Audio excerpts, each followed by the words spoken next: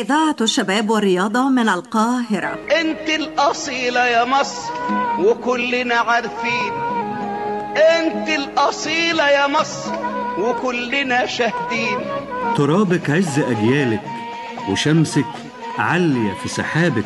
تغيب الدنيا لو غبتي يا مصر جميلة بشبابك. مصر جميلة مصر جميلة، خليك فاكر مصر جميلة.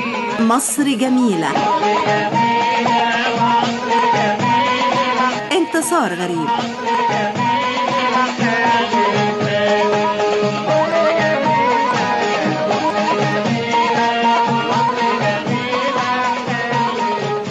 الأستاذة نجوى عبد الظاهر الباحثة في الآثار المصرية. يمكن الحلي، أدوات الزينة وأدوات التجميل في مصر القديمة كانت يعني حاجة أساسية، خاصة عند المرأة، وبعض الرجال كنا بنلاقيهم برضو لابسين حاجات. أهم الحلي أو الإكسسوارات في مصر القديمة. طبعا المصريين حرصوا رجال ونساء وأطفال على ارتداء أدوات الزينة كلهم أو التحلي بالإكسسوارات.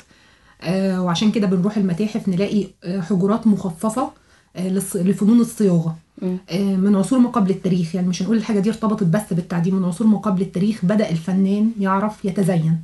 الزينة في حد ذاتها بالحلي كان ليها غرض ديني وغرض دنيوي. الغرض الدنيوي اللي هو طبعا التجمل والمظهر الحلو.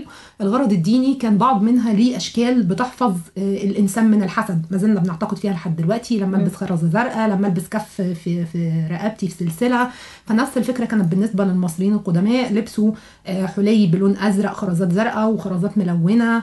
بعض منها ارتبط بالنيل والعطاء، اللون الأزرق والحياة، وبعض منها ارتبط بأن هو يحجم الحسد عن الشخص. فده في الأول كانت حاجات من البيئة بيجيبوها زي الفيانس أو الحاجات اللي هي مواد رخيصة. الأحجار اللي هي متناول إيديهم بيبتدوا ان هو يعملوها اعمال فنيه. بالظبط. الموضوع طبعا تطور مع التاريخ المصري وتطورت صناعه الحلي. لقينا احجار كريمه. المصري القديم كان شاطر جدا في التعدين.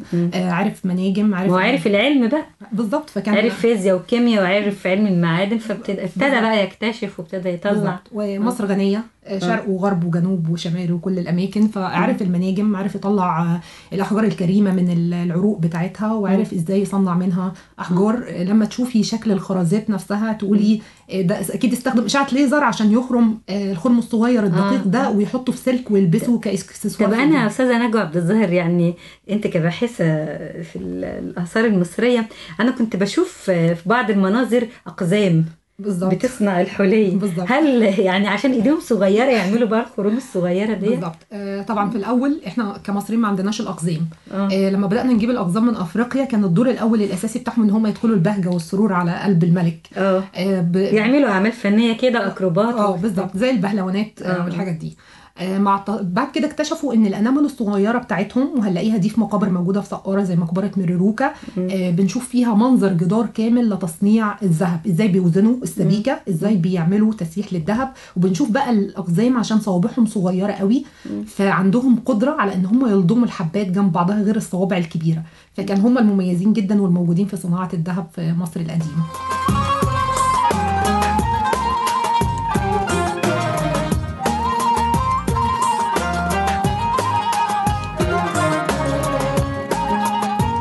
الأستاذة نجوى عبد الظاهر الباحثة في الآثار المصرية، يمكن مقبرة نفرتاري يعني أنا بعتبرها معرض للحلي.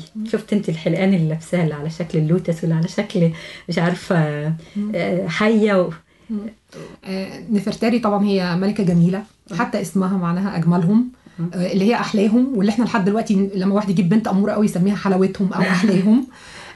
هي كانت محبوبة جدا من زوجها، والمقبرة بتاعتها بيوت الأزياء العالمية مش بس بتعتبرها نموذج لأدوات الزينة، لا، الأزياء اللي لبستها، كم الأزياء والملابس اللي لبستها الملكة نفرتاري كانت رائعة. ألوان الحلقان نفسها اللي بتدل على كانت من أحجار كريمة غالية جدا.